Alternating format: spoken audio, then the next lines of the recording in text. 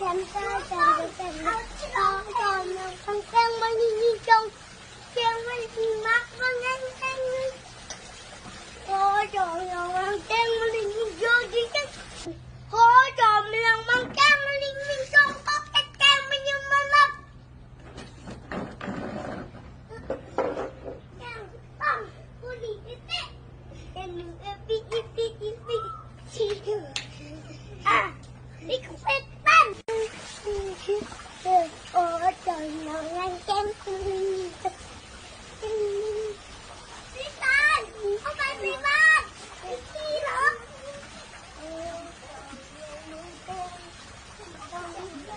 เป็นบ้านตามเหรอ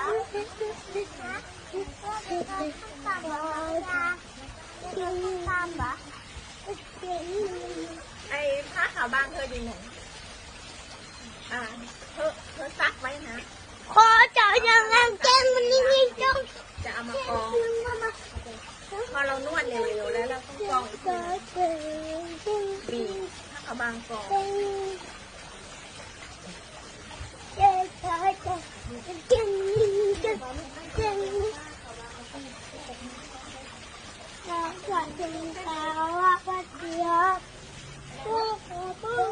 โอ้โทษทีเขาไปเป็นมันจริงๆกองเสร็จแล้วนั่งกองแกงมันนั่งมันมับ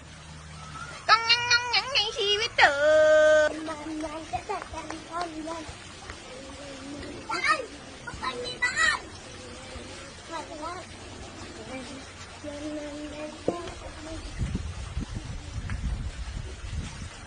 เอามา1 2 3คอจบน้องมันแกงมันยิ่งจงแกงตั้งในชีวิตเจอโอ้จบตรงนั้นแกงมันยิ่งกองว่ามันแกงมันยิ่ง